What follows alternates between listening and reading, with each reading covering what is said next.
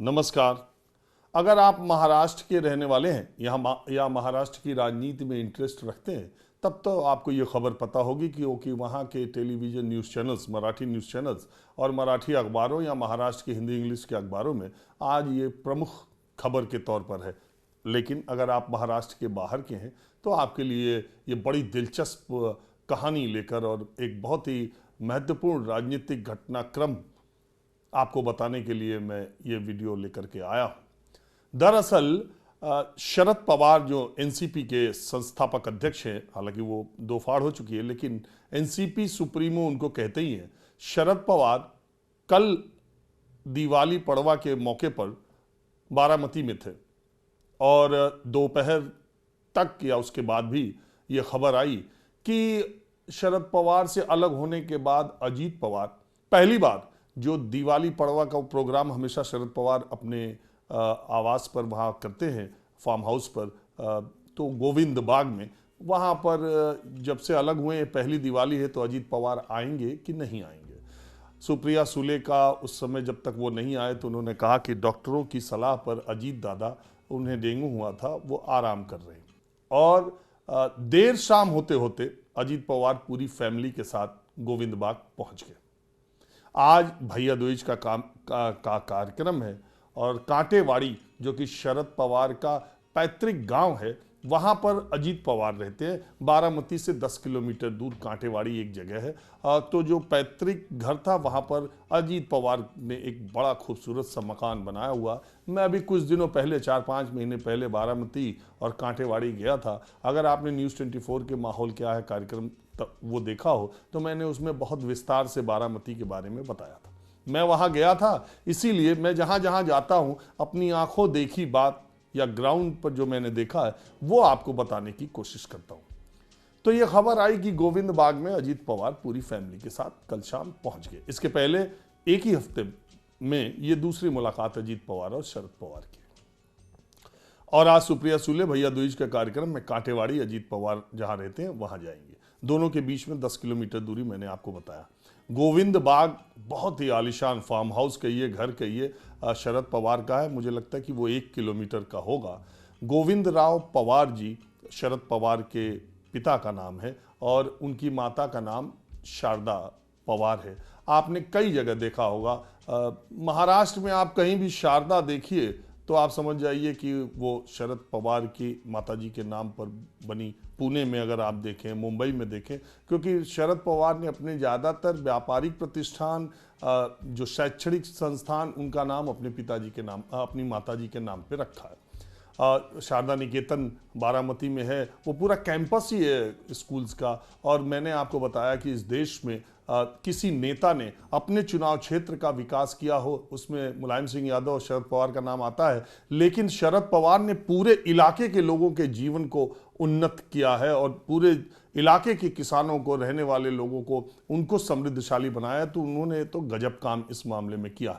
हालांकि उनके ऊपर, उनकी फैमिली के ऊपर भ्रष्टाचार के आरोप खूब लगते हैं, पैसे बनाने के खूब आरोप लगते हैं, प्रॉपर्टी बनाने के, लेकिन बावजूद इसके शरद पवार बारामती में एक मसीहा के तौर पर उनकी पूरी फैमिली को बारामती के लोग लेते हैं। तो मैं बात कर रहा हूँ गोविंद बाग जो जगह है वो उन्होंने अपने पिताजी के नाम पर बनाई है और वहाँ पर हर साल वो दिवाली पड़वा पर पूरा परिवार उनका एकत्रित होता है। पूरा परिवार शरद पवार जी ने इतना पुष्पित पल्लवित कर दिया है और वो वहाँ पर इकट्ठा होता है। तो इस बार भी अजीत पवार वहाँ पर पहुँचे। अब सवाल उठता है कि 6 महीने पहले जुलाई में जो घटनाक्रम हुआ था और एनसीपी को लेके इतना जो शोर शराबा मचा था, उसके बाद भी अजीत पवार शरद पवार मिल रहे हैं, दोनों में रिश्ते उसी तरह के हैं। तो ये फिर है क्या, पूरा मामला क्या है और शरद पवार को समझना मुश्किल ही नहीं, नामुमकिन क्यों कहा जाता है? तो मैं चूंकि हर वक्त पर रहा हूं तो मैं आपको घटनाओं से रूबरू, फैक्ट से कराना चाह रहा हूं, फिर आप अपने हिसाब से इसका मतलब निकालिएगा। देखिए 2019 में जब चुनाव हुए, महाराष्ट्र के विधानसभा चुनाव में, महाराष्ट्र के विधानसभा चुनाव जो 2019 में हुए उसमें किसी को बहुमत नहीं मिला। वैसे तो गठबंधन को बहुमत मिला था, बीजेपी शिवसेना को, लेकिन शिवसेना इस बात पर अड़ गई कि चीफ मिनिस्टरशिप उसे चाहिए, ये पहले से तय हुआ था। और धीरे धीरे भारतीय जनता पार्टी गठबंधन करने के बाद शिवसेना को कमजोर होती जा रही थी और भारतीय जनता पार्टी सबसे बड़ी पार्टी के तौर पर महाराष्ट्र में उभर गई थी। ऐसे में शिवसेना के जो रणनीतिकार हैं उनको लग रहा था कि अगर सीएमशिप नहीं मिलेगी तो बीजेपी को शिवसेना के सिकुड़ने में समय नहीं जाएगा। हालांकि आप वो सारा घटनाक्रम आप जानते हैं। दरअसल 23 नवंबर को मैं सुबह मुंबई पहुंचा। ये घटनाक्रम के बाद 23 नवंबर को मैं सुबह, मुझे अच्छी तरह याद है, 23 नवंबर 2019 को मैं जब मुंबई पहुंचा सुबह की फ्लाइट से, तो पता चला कि सुबह सुबह ही जब मैं पहुंचा उसके सुबह ही अजीत पवार ने देवेंद्र फडणवीस के साथ उप मुख्यमंत्री पद की शपथ ले रखी और पूरा हंगामा मुंबई में मचा हुआ था। हर तरफ इसी बात की चर्चा थी और हर तरफ ये चर्चा थी कि शरद पवार के इशारे पर ही अजीत पवार ने यह कदम उठाया है और कतई शरद पवार इसके विरोध में नहीं होंगे। मुझे अच्छी तरह, मैं केवल घटनाक्रम आपको बता रहा हूं तो आपको समझने में आसानी होगी। 11 बजे के आसपास शरद पवार ने ट्वीट किया कि अजीत पवार ने जो कुछ भी किया है इसकी जानकारी मुझे नहीं है, और उन्होंने अपने मन से किया। और फिर उन्होंने पार्टी के कार्यकर्ताओं नेताओं को संबोधित करने के लिए वाईवी चौहान सेंटर वो जाते हैं हमेशा, तो वहां पर गए। अब पूरे एनसीपी के कार्यकर्ताओं की मीटिंग, पूरी भाग दौड़, आपको सब पता ही है। इसके बाद से ये हुआ कि अजीत पवार सन्नाटा, चुप, उन्होंने कहीं कोई बात नहीं की।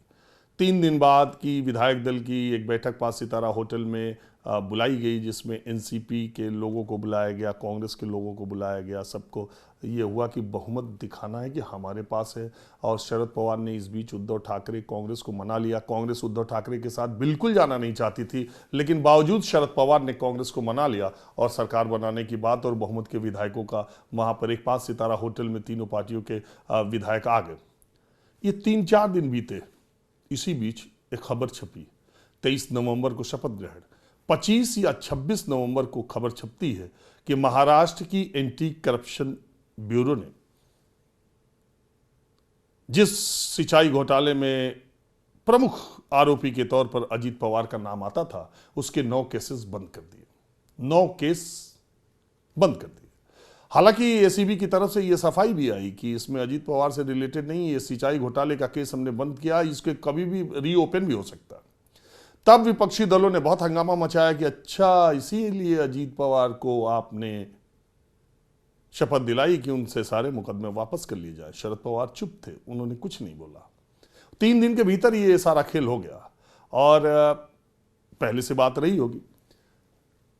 इसके बाद फिर शरद पवार ने, आपको पता ही है, उद्धव ठाकरे सरकार में फिर वही बात। कुछ दिन के बाद अजीत दादा पवार फिर शरद पवार के पास आ गए, फिर डिप्टी सीएम बन गए। उद्धव सरकार में भी वो महत्वपूर्ण पोर्टफोलियो के साथ फिर वो काम करने लगे। 2019 के चुनाव के पहले भारतीय जनता पार्टी के सारे नेताओं ने, इंक्लूडिंग प्राइम मिनिस्टर ने, कहा कि ये नेचुरली करप्ट पार्टी है एनसीपी, 70,000 करोड़ का घोटाला। और फिर वो दो साल के करीब रहे। जो सरकार बनी वो आपको मालूम है कि 22 में गिरी, 2022 जून में। इसके बाद क्या हुआ ऐसा कि शरद पवार की पार्टी टूट गई।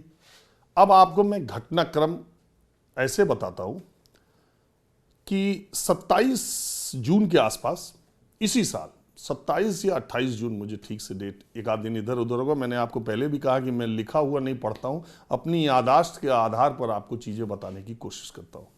इसी साल 27 या 28 जून को भोपाल में भारतीय जनता पार्टी के कार्यकर्ताओं को संबोधित करते हुए प्रधानमंत्री नरेंद्र मोदी ने कहा कि एनसीपी 70,000 करोड़ की, फिर वही 70,000 करोड़ की पार्टी है, और उन्होंने भारतीय जनता पार्टी के कार्यकर्ताओं से कहा कि एनसीपी के नेताओं के भ्रष्टाचार की पोल ऐसे ही खोलते रहिए और उनको जो है बेनकाब करते रहिए, इन भ्रष्टाचारी एनसीपी के नेताओं। अगर मैं एनसीपी की बात करूं तो एनसीपी पर भी करीब 70,000 करोड़ रुपए के घोटालों का आरोप है। अब बात यह है कि ये जितने एनसीपी के नेताओं पर भ्रष्टाचार के इधर भी आरोप लगे हैं, वो ज़्यादातर भारतीय जनता पार्टी के एक सांसद हैं किरीट सोमैया, जो अक्सर उद्घाटन करते रहते हैं, रहस्य उद्घाटन करते रहते हैं। उन्होंने ज़्यादातर केसेस का उद्घाटन किया हुआ था, खुलासा किया हुआ था। ये 27-28 जून की बात है। इसके एक हफ्ते के बाद ही एनसीपी में टूट हो गई और उस टूट के प्रमुख चेहरे जो लोग हैं वो भारतीय जनता पार्टी वाली सरकार में शामिल हो गए। उन्होंने शपथ ग्रहण कर लिया। अब जो चेहरे हैं वो कौन कौन है? अजीत पवार के ऊपर जो आरोप महाराष्ट्र कोऑपरेटिव बैंक का था, अब देखिए घटनाक्रम मैं आपको पहले बता रहा हूं। महाराष्ट्र कोऑपरेटिव बैंक का के ऊपर उनके और उनकी पत्नी के ऊपर आरोप था। प्रॉपर्टी भी ईडी ने प्रोविजनली उनकी अटैच कर रखी थी, लेकिन इसी अप्रैल में जब चार्जशीट हुआ तो उस चार्जशीट में उनकी और उनकी पत्नी का नाम नहीं आया। अब दूसरे नेता जो बड़े चेहरे हैं और शरद पवार के साया माने जाते हैं, प्रफुल्ल पटेल। आप जानते ही हैं एनसीपी जब भी वो महत्वपूर्ण और बहुत ही शरद पवार के करीब, वो भी इंडिया गठबंधन की पहली बैठक में पटना गए थे और उस पटना बैठक से आने के बाद प्रधानमंत्री के बयान के बाद उन्होंने भी शरद पवार का साथ छोड़ दिया। आपको पता है इसी फरवरी में 2023 की ही फरवरी में प्रफुल्ल पटेल की एक वर्ली में सीजे बिल्डिंग है, उसके 4 फ्लोर्स प्रफुल्ल पटेल के माने जाते हैं। उन चारों फ्लोर्स को इसी फरवरी में प्रोविजनली ईडी ने अटैच कर रखा है, अटैच किया। और इसी फरवरी 2023 तो प्रफुल्ल पटेल के ऊपर ही है और एविएशन स्कैम के बारे में उन पर जांच चली रही है। अब तीसरा नंबर आता है जिन्होंने पाला बदला, उनका नाम है छगन भुजबल। महाराष्ट्र सदन के मामले में, महाराष्ट्र सदन जो दिल्ली में बना उसमें पीडब्ल्यूडी मिनिस्टर रहते हुए घपले घोटाले की बात और मनी लॉन्ड्रिंग के 1-2 केस और उन पर डाल करके ईडी ने उनकी 232 करोड़ रुपए की प्रॉपर्टी जब्त कर रखी है। 2 साल वो जेल में भी रहे हैं। प्रधानमंत्री नरेंद्र मोदी के प्रधानमंत्री बनने के बाद 2015 से 16 तक इसी कालखंड में वो 2 साल जेल रहे हैं छगन भुजबल, और वो अभी केस ईडी का चल रहा है। चौथे नेता हसन मुशर्रफ। मैं जब ये बता रहा हूं तो हसन मुशर्रफ के ऊपर भी ईडी का एक केस है, उनके बेटों के ऊपर भी है, उनके ऊपर भी है, और उन्होंने अग्रिम जमानत ले रखी थी। उनको 11 जुलाई तक की जमानत मिली थी। यानी ये घटनाक्रम 27 जून को प्रधानमंत्री का भाषण और 7-8 जुलाई के आसपास अजीत पवार ने तोड़ दिया और हसन मुशर्रफ भी उनके साथ चले गए। हसन मुशर्रफ को 11 तारीख तक ही जमानत मिली थी उस केस में, ईडी वाले केस में। तो ये 4 बड़े चेहरे जो चले गए, और वो चारों चेहरे क्या हैं? आज अजीत पवार के पास फाइनेंस मिनिस्ट्री है, आज छगन भुजबल के पास civil and food supply ministry है, हसन मुशर्रफ के पास मेडिकल एजुकेशन है। पिछले 6-8 महीने में ईडी का कहीं कोई सम्मन नोटिस कुछ नहीं। इसके अलावा पुणे के गार्जियन मिनिस्टर के तौर पर अजीत पवार हैं और सरकार का पूरा जो जोर है वो इधर है। और शरद पवार के साथ के भी जो एनसीपी के लोग हैं वो भी राहत महसूस कर रहे हैं। उनमें भी कुछ लोगों पर ईडी और सीबीआई इस टाइप की जांच एजेंसियों के कुछ है, तो उधर के लोग भी शांत, उधर भी मामला बना हुआ है। यानी कि अजीत पवार के पाला बदलने के बाद शरद पवार की पार्टी में जितने, नवाब मलिक एक नेता उनके ट्रांसपोर्ट मिनिस्टर रहे थे, आपको मालूम है कि 18 महीने जेल में रहे और अभी छूटे हैं मेडिकल ग्राउंड पर। अभी कुछ दिन पहले ही सुप्रीम कोर्ट ने उनकी बेल को एक्सटेंड किया है।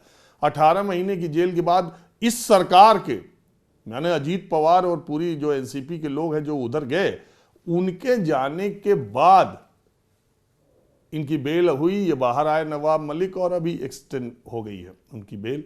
वो बाहर आए हैं, उनको तब जमानत मिली। और जब उनको नवाब मलिक को जमानत मिली तो शरद पवार गुट के और अजीत पवार गुट के, दोनों गुट के एनसीपी के नेता वहां पर गए थे और उनका खूब जोरदार स्वागत किया था।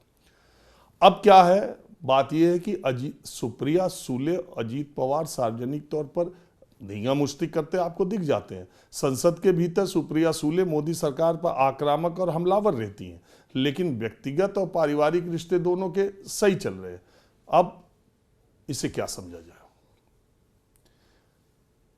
2-3 महीने में लोकसभा चुनाव घोषणा हो जाएगी, आचार संहिता लागू हो जाएगा। दिक्कत अब दोनों तरफ की क्या चीज है? अब क्या कहीं ऐसा तो नहीं है कि शरद पवार की रजामंदी से ही ऐसे बड़े नेता एनसीपी के जो केंद्रीय जांच एजेंसियों के राडार पर थे, उन्होंने पाला बदल लिया और राहत महसूस कर रहे, अब उधर चले गए हैं, तो अब उनके ऊपर वो संकट नहीं रहेगा और आसानी से पार्टी और परिवार के लोग आसानी से दिवाली होली मनाते रहेंगे। कहीं ऐसा तो नहीं है? दूसरी बात, शरद पवार जो उद्धव ठाकरे, जिसे महाविकास आघाड़ी कहते हैं, कांग्रेस और शिवसेना और शरद पवार का गुट, ये तीनों मिलकर लोकसभा की तैयारी कर रहा है। शरद पवार एनसीपी की मजबूत किले पे या एनसीपी का जो मजबूत गढ़ है उस इलाके में उधर महाविकास आघाड़ी से सीटें लेकर के चुनाव लड़ेंगे, और अजीत पवार चूंकि उसी संख्या में गए हुए हैं, तो अजीत पवार भी उतनी ही सीटों पर तकरीबन या थोड़ा कम सीटों पर का दावा करेंगे या जो भी। तो आप समझिए कि महाराष्ट्र के आधी सीटों पर, लोकसभा सीटों पर एनसीपी का इधर वाला या उधर वाला चुनाव लड़ता दिखाई देगा लोकसभा का। 48 में से मुझे लगता है कि 22, 23, 24 सीटों पर। अब चुनाव के बाद नतीजे क्या आएंगे, ये दोनों एनसीपी एक हो जाएगी, कहना बड़ा मुश्किल है। मैं बार बार कहता हूं, शरद पवार को समझना मुश्किल ही नहीं, नामुमकिन है। अब आप समझ रहे होंगे कि मेरी बातों से कि क्या आगे होने वाला है। दूसरी बात कि ऐसी बीजेपी को जरूरत क्या पड़ी कि इतना प्रधानमंत्री के आरोप, चक्की पिसिंग, चक्की घिसिंग, अजीत पवार चक्की पिसिंग, भ्रष्टाचार की जननी, 70,000 करोड़, नेचुरली करप्ट पार्टी के बाद भी 2-2 बार अजीत पवार से हाथ मिलाने की जरूरत बीजेपी को क्यों पड़ी? आपके समझ में आ रहा होगा। तो मैं महाराष्ट्र की पॉलिटिक्स के बारे में थोड़ा आपको बताना चाहता हूं। दरअसल क्या है, एकनाथ शिंदे, ठीक है, भारतीय जनता पार्टी ने वहां सरकार बनाने के लिए एकनाथ शिंदे का इस्तेमाल किया, और एकनाथ शिंदे के साथ गए लोगों पर भी सेंट्रल एजेंसीज का आपको मालूम है नोटिस और तमाम चीजें थी। तो ये लोग भी उसी इरादे से शिवसेना से ऐसा कहते टूट गए। और दूसरी बात ये थी कि तो शिवसेना के विधायकों और मंत्रियों का ये कहना था उस समय उद्धव ठाकरे सरकार में कि एनसीपी के नेताओं का बोलबाला है, उनका काम हो रहा है, फंड उनको मिल रहे हैं, हमारे को नहीं मिल रहे हैं, इसीलिए वो उद्धव ठाकरे का साथ छोड़ रहे हैं, इसीलिए वो एक नया दल बना रहे हैं और वो भारतीय जनता पार्टी के साथ सरकार में शामिल हो रहे हैं।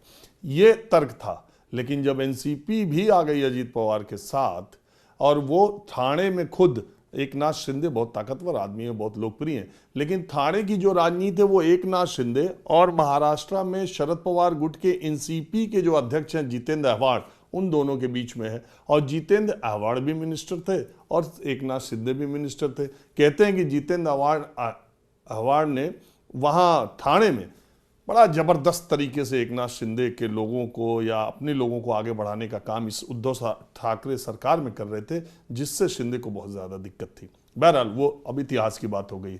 तो अब हुआ यह है कि भारतीय जनता पार्टी जो 13 सांसद उद्धव ठाकरे गुट से टूट करके आए और शिंदे कैंप में है, उन ज्यादातर लोगों का जो ग्राउंड का और जो इनपुट मिल रहा है, वो भारतीय जनता पार्टी बहुत इंटरेस्टेड नहीं है कि वो उतने ही बड़े चंक को, शिंदे कैंप को उतनी सीटें महाराष्ट्र में दे दी जाएं जितने पे उनके सिटिंग सांसद हैं, या और उनकी प्रोबेबिलिटी या उनकी लड़ाई जमीन पर उनको कमजोर दिखती है। और उन्हें महाराष्ट्र के रूट की एक पार्टी चाहिए बीजेपी को, जिसका मराठी कनेक्ट हो, और ऐसी एक पार्टी उन्हें जो दिखाई दे रही थी उसमें एनसीपी उनके लिए ज़्यादा, क्योंकि इसमें कोई दो राय नहीं कि शरद पवार और अजीत पवार दोनों किसानों के, मराठों के, और इस तरह का उनका एक, आप उनके पे आरोप चाहे जो लगाइए, लेकिन उनके पास एक जनसमर्थन और एक कैडर है। बीजेपी को इसकी ज़रूरत थी। इसके अलावा 2024 के लोकसभा चुनाव के तुरंत 3-4-5 महीने बाद ही विधानसभा के भी चुनाव होंगे। तो अभी जो शिंदे गुट में विधायकों की संख्या है, उतनी सीटें बीजेपी उनको देती या उनका क्या हाल होता, इसके लिए उन्होंने एक और साथी महाराष्ट्र में हो जाए बीजेपी को, इसके लिए बहुत जरूरी था, क्योंकि बीजेपी अकेले दम पर महाराष्ट्र में महाविकास अघाड़ी से टक्कर लेने की स्थिति में नहीं थी। बार बार यह कहा जाता है कि 2024 के लोकसभा चुनाव महाराष्ट्र, बंगाल, बिहार के चुनाव परिणाम बहुत हद तक निर्धारित करेंगे, और कर्नाटक, ये 4 राज्यों में। इसलिए भारतीय जनता पार्टी ने अपने कदम पीछे खींचते हुए यह फैसला किया कि शरद पवार की पार्टी अगर टूटती है और ये लोग आते हैं तो इनका स्वागत किया जाना चाहिए, क्योंकि महाराष्ट्र की राजनीति में उनको एक अदद और साथी की तलाश थी।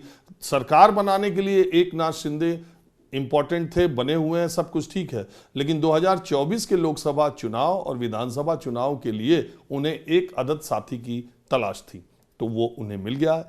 अब आगे आगे क्या होगा, मैंने आपको बताया कि अगर ऐसी ही स्थिति चलती रही, इसी तरह से पर्दे के पीछे शरद पवार का खेल चलता रहा, तो कोई अचरज नहीं कि सबसे ज्यादा सीटों पर ये चाचा भतीजे के उम्मीदवार आपको दिखाई दें चुनाव लड़ते हुए 2024 के लोकसभा चुनाव में। नतीजे आने के बाद फिर शरद पवार क्या सोचेंगे, क्या करेंगे और क्या उनका अगला गणित होगा, ये कहना बड़ा मुश्किल है। मैं बारामती गया था, वहाँ के लोगों से जब मैंने कहा कि अब किधर जाओगे, अजीत दादा पवार तो साहब को आपके छोड़ के चले गए, तो वो सब मुझको एक बात वहाँ 95% क्या 99% लोगों ने बोली थी कि पवार साहब जब तक जिंदा हैं उनका अजीत पवार से रिश्ता खत्म नहीं हो सकता, और ये पवार फैमिली में कोई वो नहीं हो सकता। और दूसरी बात, तब तक किसी के बस का नहीं है जो वो अंदाजा लगा ले कि पवार साहब की अगली चाल क्या होगी। तो इसीलिए मैंने कहा कि शरद पवार को समझना मुश्किल ही नहीं, नामुमकिन है। एक किस्सा, एक बात और उनके बारे में बता दूं, जिंदगी में अगर आपको इंस्पिरेशन और मोटिवेशन लेना है तो शरद पवार से एक चीज का आप जरूर लीजिएगा। एक किस्सा मैं आपको बता दे रहा हूं। 2004 के लोकसभा चुनाव के पहले शरद पवार साहब को एक गंभीर बीमारी, पान मसाला खाने की वजह से गंभीर बीमारी का पता चला, उसका स्टेज आगे था, और ऐसा कहा गया, कुछ लोगों ने इस तरह की बात कही कि अब वो इस बीमारी में तो आराम करना या आराम करना बहुत ज़रूरी होता है, इन्फेक्शन का डर होता है, चुनाव लड़ना मुश्किल होता है। एक आध दो जगहों पर अखबारों में या टेलीविज़न चैनलों पर ये खबर चली भी गई कि उनको गंभीर बीमारी ट्रेस हुई है और अब वो शायद बारामती का लोकसभा चुनाव न लड़ें। आपको जान के अचरज होगा कि जहाँ जहाँ ये खबरें चली थी, शरद पवार ने खुद उन लोगों को नसीहत दी, चेतावनी दी कि इस तरह की खबरें न चलाएं, मेरी मेडिकल रिपोर्ट के बारे में कोई भी बात सार्वजनिक न करें, और मैं बारामती से 2004 का लोकसभा चुनाव लड़ूंगा। आपको जान के यह हैरत होगी कि उस बीमारी के ट्रेस होने के बाद ज़्यादातर लोग सकते में चले जाते हैं, डिप्रेशन में चले जाते हैं। शरद पवार ने 2004 का बारामती का चुनाव लड़ा, जीता, देश के कृषि मंत्री बने। 5 साल बाद 2009 का लोकसभा चुनाव फिर बारामती से लड़ा और जीता, और फिर 5 साल के लिए कृषि मंत्री बने, यानी 10 साल वो देश के कृषि मंत्री उस बीमारी के साथ बने रहे। आज भी आप उनकी स्थिति देखते हैं तो आपको समझ में तो आ ही जाता है कि बीमारी ने उन पर हमला वो करती जा रही है, और अपने हौसले से, अपने जज्बे से 83 साल के शरद पवार बीमारी को भी हराते जा रहे हैं। आज 2014 तक कृषि मंत्री रहने के बाद 14 से 19 और 19 से 23, 9 साल फिर बीत गए, और वो बीमारी शरद पवार से हारती जा रही है, वो लड़ते जा रहे हैं। 83 साल की उम्र में आपने पिछले बार देखा था कि चुनाव में उन्होंने किस तरीके से पानी में भीगते हुए सतारा में भाषण दिया था। तो आप ये समझिए कि इस जज्बे और जोश का तो मैं कायल हूँ। शायद आप भी ये कहानी जान करके आपको लगा होगा कि किसी और बात के लिए आप करें चाहे ना करें, शरद पवार का ये जज्बा और जुनून एक बहुत ही एक नसीहत देता है कि आदमी की अगर विल पावर स्ट्रांग हो तो वो किसी भी समस्या से कैसे लड़ सकता है। आज 83 साल की उम्र में उनका दिमाग, उनका स्वास्थ्य, उनकी राजनीतिक सक्रियता इतनी जबरदस्त है कि इसका कायल मैं भी हूं, और मुझे लगता आप भी होंगे। बहरहाल शरद पवार को समझना मुश्किल ही नहीं, नामुमकिन है। बस इतना ही।